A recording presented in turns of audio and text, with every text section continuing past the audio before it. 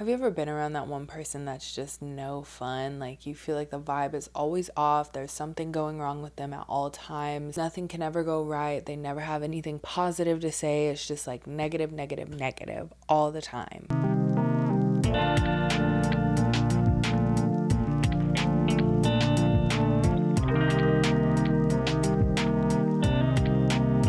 Welcome back to another episode of Let's Have Breakfast. I have a new microphone and a new mic stand. Yeah. After 2 years of doing this, I felt like these past few months I've been a lot more consistent with actually getting uploads up and engaging with you all and building this community up. And so I wanted to invest in some higher quality equipment so I'm able to make video a little bit more fun. I am a girl who likes to talk with my hands. I didn't really want to hold a microphone all the time because this feels more personal. It feels like I'm on FaceTime. It feels like I'm talking to my friends. I know the past few updates I've given, I've alluded to the fact that I have a lot of things going on, and that has not changed. I'm feeling very overwhelmed, and that is honest. It is hard for me to show up and be consistent. In the same way, in the consistency video that I uploaded, where I said, I would never come up here and say, you have to be consistent to be successful, because I'm not even consistent. I am struggling every day to get myself up and make sure I'm following the schedule that I set in place for myself, that I'm trying to do. And I would be lying if I said it's perfect every day. Like, it's just not reality, especially for those of us who are busy. It is hard to make things happen every single day. And that's an area where I've been struggling a lot lately. There's a give and take. And right now I've been trying to do everything at once. And it is just dragging me to the ground, girl. Like, ponytail snatched, taking me down where SpongeBob and Patrick got stuck waiting for that bus. Okay, like I'm trying, but that is why there was no new episode last week.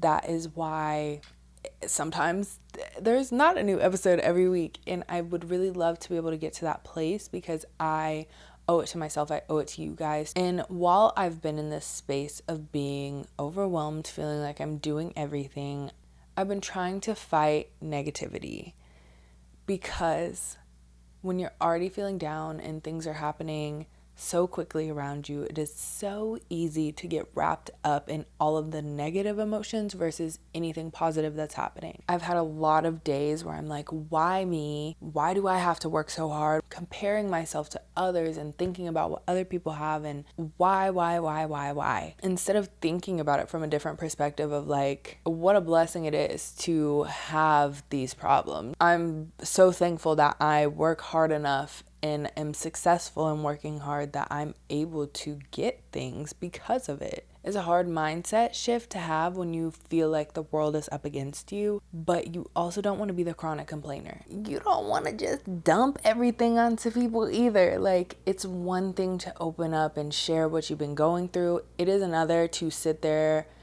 and complain. Complaints are nothing if there is no solution. If the only thing you have to catch me up about is all negative, which sometimes it will be. Like, there's obviously exceptions to having deep conversations, but every single time we have a conversation, the only thing you have to share is negative, or it's the same situation that you're explaining again, same problems with the same people, and it's like, what gives?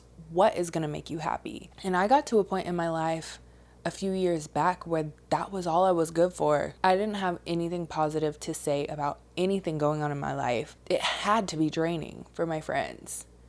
It had to be, because you're constantly sorting through other people's emotions. Put yourself in someone else's shoes and think about how receiving all of that negative information at once and not being able to do anything about it feels. Like, you care about your friends, you care about your people. And this is absolutely not me saying don't complain. Complaints are part of life.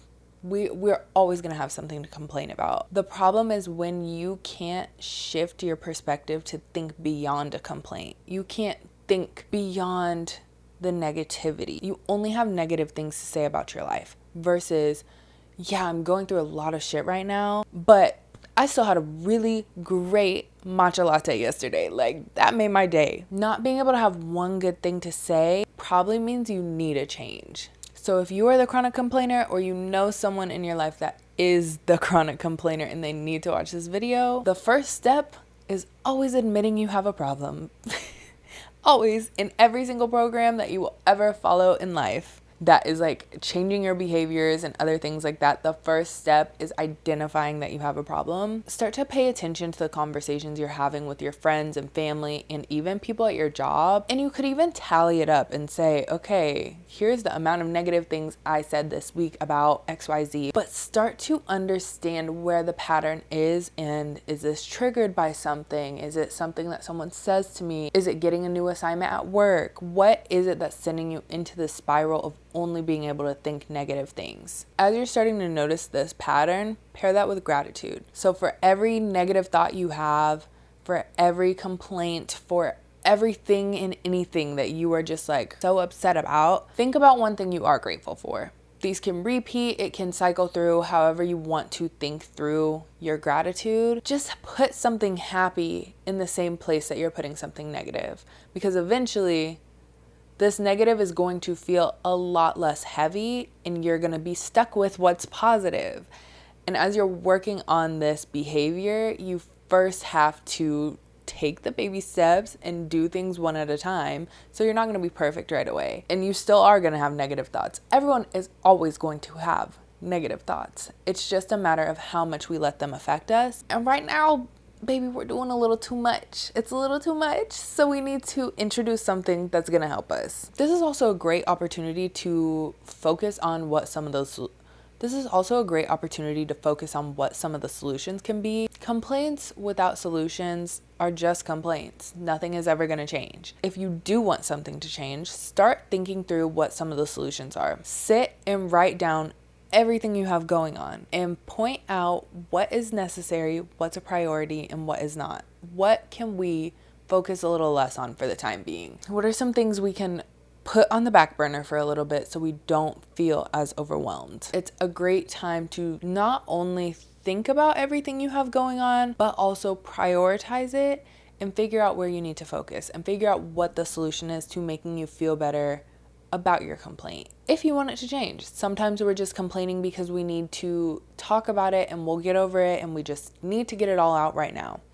Those are not the kind of complaints I'm talking about. I'm talking about people that are chronic complainers. Everything is a problem. That's the connection that we're making to rewire our brains and make ourselves feel better about things that we have going on. So this is your time to really sit and think through, where are areas that I can add a solution to this and make me feel better about it. And as always, you should be patient with yourself, because honestly, you're always going to have something to complain about. Something is always going to go wrong. You're always going to feel a kind of way. It's just a matter of how much you let it affect you. So as a recovering chronic complainer, it's going to catch up to you at some point. Negativity and that being the only thing you bring to the table is definitely at some point going to interfere with your relationships.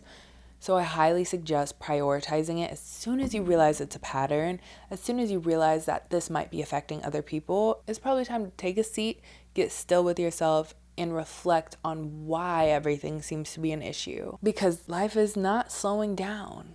It doesn't slow down for anybody.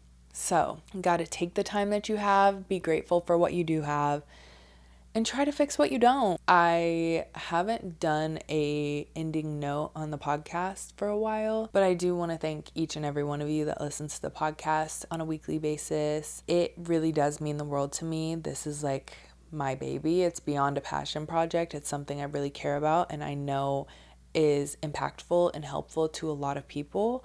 The people it reaches, the people it doesn't. I know this podcast has the potential to do exactly what it's supposed to do, which is bring people together to have hard conversations, to open up, to be honest and learn from each other and learn from the mistakes and the highs and lows that we experience in our 20s.